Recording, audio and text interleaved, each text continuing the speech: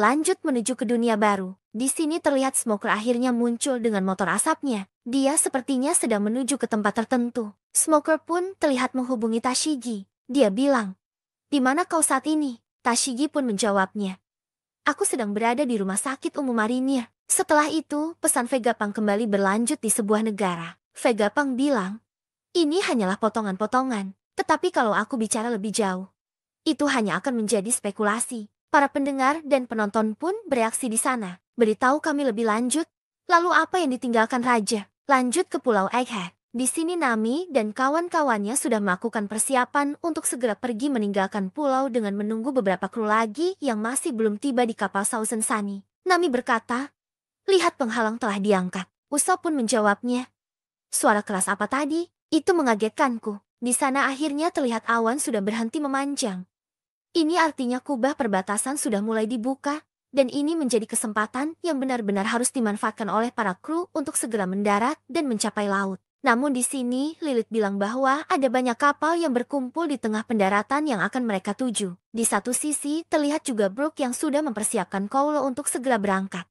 Mereka bisa meluncur kapan saja. Nami kemudian kembali menginformasikan beberapa kru yang masih saja belum berkumpul, yakni Jinbe dan juga Zoro. Ternyata Usopp punya usut setelah Nami menanyakan mengapa mereka sangat lama tiba di kapal. Jinbe beralasan bahwa dia sedang mengejar monster misterius. Nami pun sangat kesal, "Mengapa kau melakukan perjalanan sampingan?" Jinbe menjawabnya, "Ini bukanlah perjalanan sampingan tapi monster itu sedang menuju ke arahmu. Jadi berhati-hatilah." Dilihat dari kehadirannya, dia sepertinya bukan orang biasa. Seksara mengejutkan. Di depan Nami dan kawan-kawannya sudah ada monster besar yang dikatakan oleh Jinbe dan mereka berteriak. Itu adalah salah satu dari Gorosei. Saint Titan Barun Venus Churro bersiap menggunakan teknik pedangnya untuk menebas kapal Thousand Sunny menggunakan satu serangan. Respon cepat langsung dilakukan oleh Jinbe dan juga Zoro. Jinbe berkolaborasi dengan Zoro dalam menghentikan monster yang mengerikan tersebut. Jinbe melempar tubuh dari Zoro dengan kecepatan penuh menuju ke arah dari sang Gorosei. Sang manusia ikan menggunakan teknik baru yang disebut Fishman Jujutsu Shoulder Wheel. Giliran Zoro yang bersiap dengan teknik baru miliknya, Nitoryu Sukavati Bliss Paradise Rashomon. Teknik tersebut berhasil mementalkan tubuh dari Zoro terlempar ke depan dan berhasil menghentikan tebasan dari Nuschuro. Percikan haki dengan kilatan petir hitam mengelilingi mereka berdua saat pedang mereka bergesekan. Di saat pedang mereka berdua bersentuhan, mereka pun sadar bahwa kedua belah pihak mempunyai pedang dengan model yang sama, yakni Kidatsu. Benturan yang terjadi membuat mereka berdua mundur. Jinbe menangkap Zoro kemudian berkata kepada Nami dan juga kru yang lain, "Kita akan naik kapal nanti. Jetty pergi sekarang juga." Lalu memperlihatkan pantai timur utara Egghead. Kondisi di sana juga benar-benar kacau dengan memperlihatkan kelompok dari Bonnie yang sudah berada di kapal bajak laut raksasa yang terus-menerus dihantam tembakan dari beberapa kapal marinir yang mengelilingi kapal raksasa tersebut. Bonnie berteriak, "Topi jerami, di mana kau? Cepatlah, kita tidak bisa bertahan lebih lama lagi." Kapal marinir terus saja menembaki mereka. Di sini juga terlihat wakil Admiral Haun berkata, "Itu hanya satu kapal kecil. Apanya yang legendaris tentang itu? Tenggelamkan semua kapal tua Elbaf." Di sisi yang lainnya Sanji dan juga Atlas mencari keberadaan dari Luffy berada namun transmisinya tidak bisa tersambung. Lalu dilihatkan beberapa kru dari bajak laut raksasa yang terlihat melakukan perlawanan terhadap apa yang dilakukan oleh anggota marinir. Marinir berkata, "Jangan biarkan mereka lolos. Di sana juga ada wakil Laksamana Gilotin. Jangan goyah. Mereka hanyalah kru banyak laut fosil dari sahabat yang lalu." Para raksasa kemudian terlihat mengamuk dan berkata, "Hancurkan mereka semua." Lalu dilihatkan hancurnya beberapa kapal marinir yang disebabkan oleh mengamuknya para bajak laut raksasa. Pertarungan antara dua belah kubu masih berlanjut dan kali ini giliran dari Bluegrass yang menggunakan senjata binatang laut untuk melubangi kapal dari para raksasa. Dia bilang, "Kalian sungguh menyedihkan, masing-masing dari kalian sedang menyembunyikan keadilan, bukan?" Selanjutnya diperlihatkan bagaimana Voice Admiral Roll yang melakukan perlawanan dengan memukul beberapa raksasa dengan menggunakan genggaman tangan yang diselimuti oleh haki dengan teknik yang disebut Rap and Roll Blaster. Kemudian diperlihatkan bagaimana kondisi dari Luffy, Dory, dan juga Brogy yang terlihat kebingungan karena Warkuri tidak kembali mengejar mereka. Dan ternyata kesemua dari para Gorosei ini selain Nuschuro sudah tiba dan berada di sebelah dari robot kuno dengan tatapan mereka yang mengerikan. Mars pun tersadar bahwa itu adalah raksasa besi, robot kuno yang menyerang Mario Joe 200 tahun yang lalu. Pesan dari Vegapunk kembali berlanjut di sebuah negara. Dia berkata, dan satu hal terakhir, aku punya pesan untuk semua orang yang memiliki nama D di dalam nama mereka. Di antara kalian, masing-masing ada, dan pesan tersebut pun terpotong karena Warkuri menghantam keras bagian tubuh dari robot kuno yang menyebabkan sinyal siaran pun akhirnya terganggu dan terputus. Para netizen berkata, tidak, itu terputus. Reaksi yang sama juga ditunjukkan Vivi dan juga Morgans. Vivi berkata apa yang hendak dia katakan. Morgans bilang, D, apakah itu gangguan sinyal? Si pengkhianat Yok berkata, akhirnya berhenti.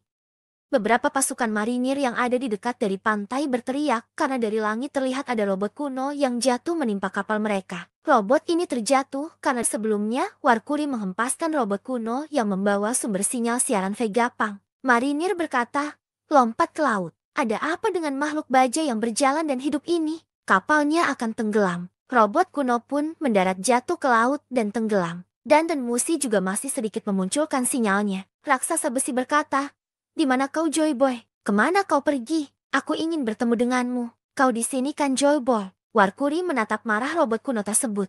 Marinir berteriak, seekor babi hutan. Apa yang sedang terjadi sebenarnya di sini? Lalu kembali memperlihatkan reaksi dari beberapa negara, yang dimana layar dari Dan Musi mereka akhirnya terputus. Reaksi dimulai dari kerajaan Alabasta. Warga sipil di sana berkata, apa dia masih mengatakan sesuatu? Situasi apa yang sebenarnya terjadi di sana sehingga mengganggu siaran tersebut? Apakah itu tentang kematian Vegapunk? Atau apakah itu sebuah pembunuhan? Dia menyebutkan sesuatu tentang dosa. Di kerajaan lainnya pun juga melihat pesan tersebut dan terputus. Mereka juga berkomentar, sungguh tak disangka, dia mungkin dihabisi oleh pemerintah dunia. Sebelum ini disebutkan bahwa dia telah disandera oleh si topi jerami. Jelas sekali kan bahwa bajak lautlah yang paling jahat di sini. Terlepas dari dosa apa yang dia lakukan, tidak mungkin pemerintah akan melenyapkan orang terpintar di dunia begitu saja. Di Dress Rosaleo dan juga Rebecca ikut bereaksi. Mereka tidak percaya dengan apa yang terjadi di Pulau Egghead sekarang. Beralih ke Pulau Egghead, Yok berkomunikasi dengan Gorosei. Para Gorosei bertanya kepada Yok tentang berapa banyak Vegapunk yang masih hidup saat ini. Yok berkata, Vegapunk aku dan juga mereka yang dapat mengakses Punk Record. Ada dua lainnya. Lilith satu lantai denganku. Atlas juga ada di pantai laut timur. Gorosei pun bertanya lagi, haruskah kita melenyapkan semuanya? Yok mengatakan, Punk Record dirancang untuk terus berkembang.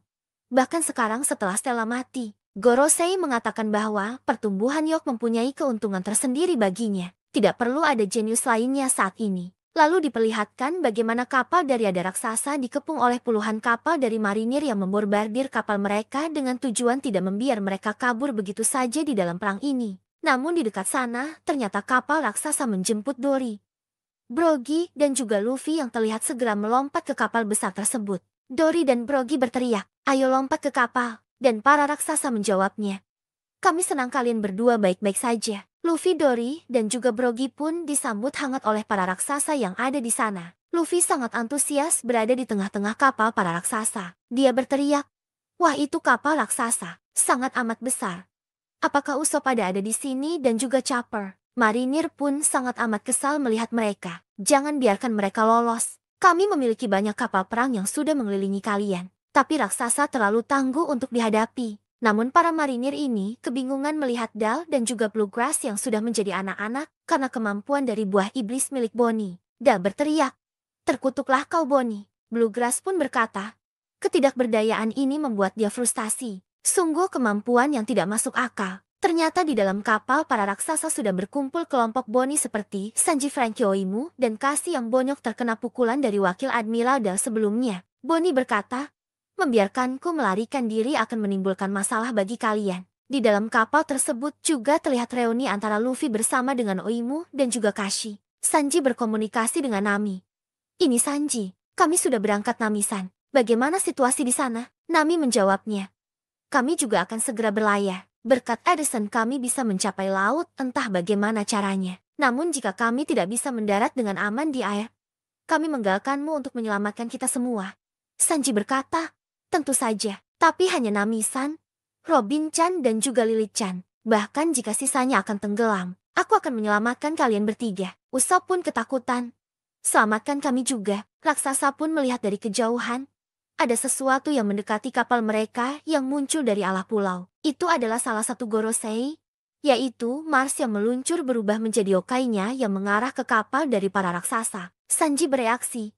Itu adalah salah satu Gosei. Tentu saja mereka akan datang mengejar kita. Sementara itu, di dalam kapal raksasa, ternyata juga ada koki kapal yang sedang menghidangkan daging dan beberapa makanan untuk Luffy dan juga teman-temannya. Koki raksasa berkata, "Kau topi jerami kan? Aku diberitahu oleh teman yang lain bahwa kau makan banyak. Jadi aku pastikan aku memasak lebih banyak." Di sisi yang lainnya, juga Mars mulai menyerang kapal para raksasa. Mars menyemburkan api ke arah dari raksasa. Dua dari banyaknya raksasa terlihat mencoba untuk mengantisipasi semburan api tersebut mengakan barrier mereka. Sementara itu, raksasa lainnya kemudian mencoba untuk memadamkan apinya. Mereka berusaha untuk tidak membiarkan api itu membakar layar kepala mereka. Pergerakan dari Bonnie juga sangat cepat untuk memindahkan Kuma dan juga Vegapunk agar mengantisipasi mereka tidak ikut terbakar. Mars mengatakan, "Tidak ada di antara kalian yang akan bisa lolos." Di momen inilah Luffy kemudian merubah dirinya ke mode gear kelima. Area di sekitar tempat Luffy berada pun berefek dengan gempa bumi. Permukaan laut meningkat akibat efek gempa yang dihasilkan. Luffy pun di sini berbicara dengan Bonnie. "Hei Bonnie, bukankah kau ingin menendang mereka kan? Ayolah pergi denganku sekarang." Bonnie bilang, "Itu tidak mungkin bagiku." Luffy mengatakan, "Aku tidak mengerti cara kerja kekuatanmu, tapi aku rasa kau bisa melakukannya." Bonnie pun mengingat awal pertemuannya dengan Luffy di Akad, di mana di sana Luffy menunjukkan bentuk tubuhnya saat dia menjadi sangat bebas. Bonnie pun mengeluarkan tekniknya distorsi masa depan. Sebelum perubahannya, flashback dilihatkan saat Kuma yang berjanji di makam dari Jinny yang ingin membesarkan anaknya. Bonnie pun berubah ke bentuk Nika raksasa. Bonnie berkata, "Aku paling bebas. Aku berhasil." Raksasa terkejut. "Wah, ada dua Nika." Luffy berteriak, "Ayo lakukan sekarang Bonnie." Para Gorosei merasakan kehadiran yang aneh. Raksasa besi berkata, "Dia di sini." Diperlihatkan laboratorium di Egghead. Di sana ada dua anggota CP0 yaitu Kaku dan juga Stashi yang sedang membicarakan sesuatu. Percakapan dimulai dari Kaku. Kaku bertanya, "Ayo berangkat Stashi, apa kau tahu apa langkahku selanjutnya?" Seorang teman katamu, "Jangan membuatku tertawa. Rekanku sangatlah kejam dan aku menghormatinya karena itu. Itulah sebabnya jika Lucy datang ke sini, aku tidak akan bisa menghentikannya." Kaku menyuruh Stashi untuk meninggalkannya sendirian dan pergi. Ekspresi dari kedua orang ini menangis. Berpisah, tak tahu arah dan hanya menyesali semua yang sudah terjadi. Lalu memperlihatkan dua Nika yang sudah bersiap melakukan pertarungan dan menjaga kapal bajak laut raksasa agar tidak dihancurkan. Luffy terkesima melihat Bonnie yang sudah bisa merubah dirinya menjadi wujud Nika seutuhnya. Luffy berkata, "Ini menyenangkan." Dua ekspresi yang berbeda terlihat pada saat diperlihatkannya dua Nika ini. Ekspresi pertama yaitu para raksasa yang benar-benar sumringah melihat mereka berdua. Namun berbanding terbalik dengan para marinir yang malah terkejut melihat wajah dari Luffy yang benar-benar mirip seperti apa yang ada di dalam poster buronan terbaru miliknya. Selain itu, Saint Mars juga bereaksi atas hal tersebut dan posisinya masih berada di belakang dari kapal bajak laut raksasa. Mars berkata, "Nika ada dua, itu hanya hayalan dari Toshitoshi no Mi. Jangan terbawa suasana." Pertarungan pun dimulai. Mars langsung memulainya dengan mengeluarkan beam dari mulutnya menargetkan kapal dari para bajak laut raksasa. Tentu Luffy juga bereaksi dengan cara membesarkan dirinya seperti bola karet raksasa yang diselimuti oleh api. Luffy berteriak saat semburan api sebersebut mengenai badannya. Dia berkata, "Aku ingin kalian semua mengirimnya terbang dengan segenap kekuatan kalian." Sanji pun bertanya, "Jadi maksudmu tidak ada pilihan lain selain mengirim mereka terbang ya?" Franky berkata, "Serahkan pada kami. Dengan sekuat tenaga bukan." Bonnie terlihat kebingungan mengapa kita semua akan menyerang Luffy. Para raksasa pun mengandalkan kru bajak laut topi jerami agar segera mencari cara untuk menjauhkan burung itu dari kapal mereka. Brody kemudian berteriak, "Matikan apinya dan berlayar. Jangan hanya menari saja di sana." Pada saat Luffy sudah berubah menjadi bola raksasa, kemudian dia pun memegang sayap dari Saint Mars. Luffy berkata, "Cepatlah, aku sudah menahannya." Sanji, Franky, dan juga Bonnie sudah bersiap menggunakan teknik terkuat mereka untuk menyerang Luffy. Ketiga serangan terkuat dari mereka berhasil menghantam keras tubuh dari Luffy sehingga Luffy benar-benar merasa kesakitan karena di antara mereka juga menggunakan haki dalam serangannya. Sanji berteriak, "Jangan ragu-ragu untuk memukul Luffy dengan sekuat tenaga." Seketika itu, Saint Mars langsung diseret oleh Luffy ke dalam perut besarnya. Luffy mengeluarkan teknik yang bernama Gomu Gomu no Dawn Balon. Saints malah semakin tergencet oleh perut besar dari Luffy dan seketika itu Luffy langsung menggelembungkan tubuh dan otomatis tubuh dari Yokai Mars terpental sangat jauh. Luffy berkata, dia pergi dia tidak akan kembali. Jetty ayo pergi sekarang semuanya. Namun di mana Usopp dan juga yang lainnya? Sanji mengatakan bahwa mereka seharusnya segera turun. Jetty mereka agak terlambat. Atlas menginformasikan kepada mereka bahwa mereka mudah dideteksi karena Yok bisa dengan gampang mengawasi mereka. Jetty Atlas membuat suatu rencana bersama dengan Lilith. Namun rencana tersebut masih belum disampaikan karena terpotong dengan robot kuno yang berada di dalam laut bersama dengan Hyacinth dan Musi yang tampaknya bangkit dan kembali aktif. Lalu kembali memperlihatkan beberapa reaksi dunia terhadap pesan yang disampaikan oleh Vegapunk yang ternyata kembali berlanjut. Vegapunk berkata, apa yang telah diwariskan tanpa terputus bisa disebut sebagai wasiat. Aku harap suara ini menjangkau mereka yang dianggap remeh dengan alasan itu. Kemudian memperlihatkan Pulau Wall Cake. Di sini terlihat beberapa anak buah Big Mom seperti Katakuri Mostato Brownie dan juga Zukuto.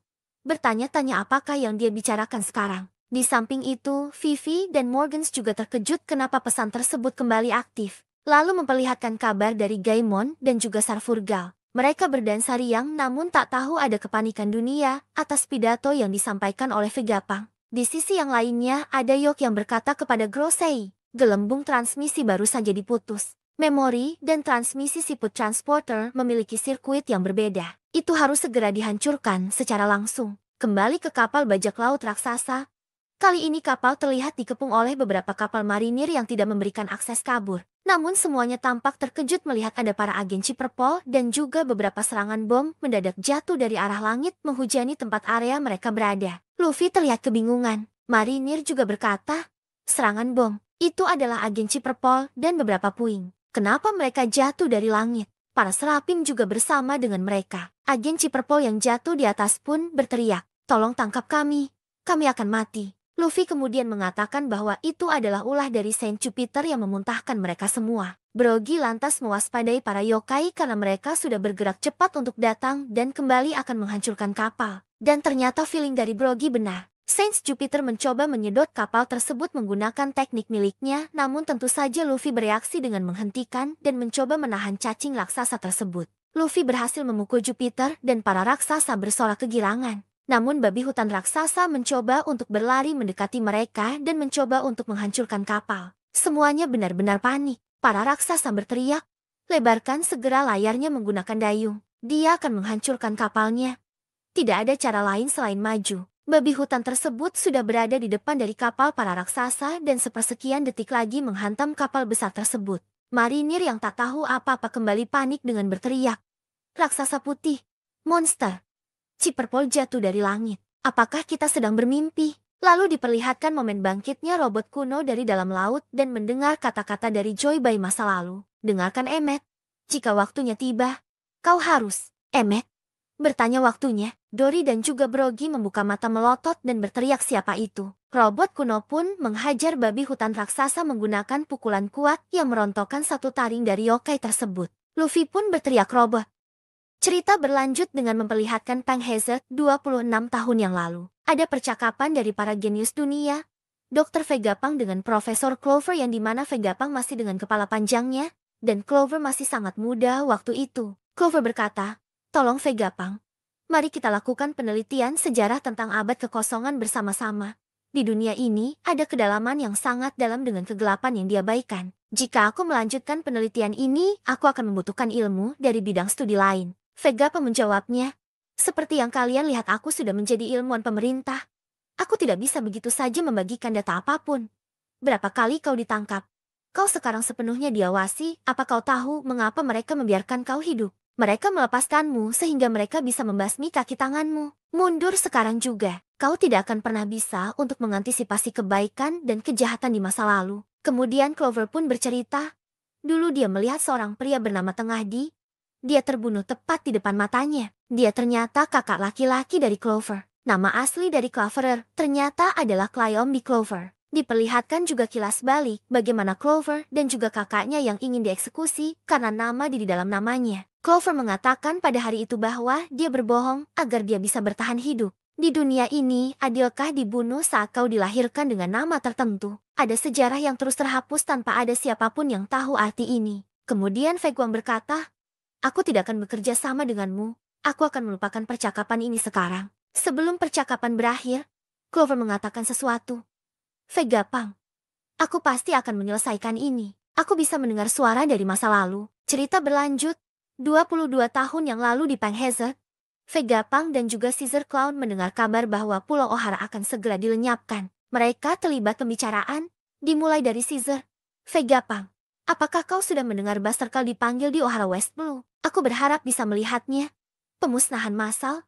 Sepertinya mereka akhirnya memberatkan arkeolog Clower itu. Setelah kejadian ini, tidak akan ada lagi orang yang meneliti tentang abad kekosongan. Fei Gapang pun teringat akan Clover yang meminta pertolongan padanya 26 tahun silam.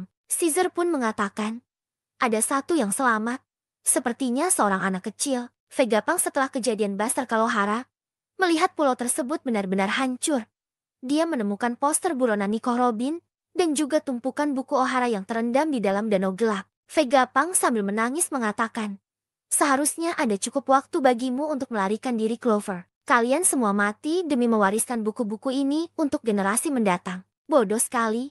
Siapa di dunia ini yang mempunyai tekad mematikan untuk mewarisi semua penelitianmu? Berlanjut ke masa sekarang tepat di Pulau Egghead. Siaran Fei Gapang kembali berlanjut. Seseorang pernah berkata, aku dapat mendengar suara dari masa lalu. Sejarah diturunkan oleh para pemenang. Suara orang yang kalah dan tenggelam sangatlah pelan. Namun di atas semua pengorbanan tersebut kebenaran yang ditemukan kini telah tersampaikan ke dunia. Di sini pun ada beberapa reaksi dunia seperti di Barati dengan Zaf dan juga para koki. Dan reaksi dari Nico Robin yang menutup matanya dengan terharu. Lalu memperlihatkan kondisi dari Thousand Sunny. Sunny kini masih berada di atas awan dengan tujuan mereka akan menuju ke laut. Zoro terlihat panik dengan berkata, kakek kuda itu akan kembali dan menyerang lagi. Lilith kemudian menjelaskan. Dia paham tentang kapal ini yang memiliki peralatan percepatan. Itu memungkinkannya terbang hingga 1 kilometer, tetapi jika dia sedikit memperlambat kecepatan larinya, jarak akan semakin pendek, arah mengarah ke utara. Angin penarik akan menurunkan daya angkat. Jika perhitungan Lilith benar, kapal tidak akan bisa mencapai laut dan akan mengalami kerusakan besar. Jadi poinnya adalah kakek tua itu harus segera diurus. Pada saat itu momen aneh terjadi dan tiba-tiba Atlas datang dari arah mereka dan meninju Lilith. Atlas ternyata berupaya untuk mematikan sinyal setela yang Lilith miliki. Atlas kemudian berkata, akan segera mengurus sang kakek kuda itu, sampai kru bajak laut topi jerami akan mendarat di laut. Yok pun bereaksi dan berkata, akses Lilith telah diputus.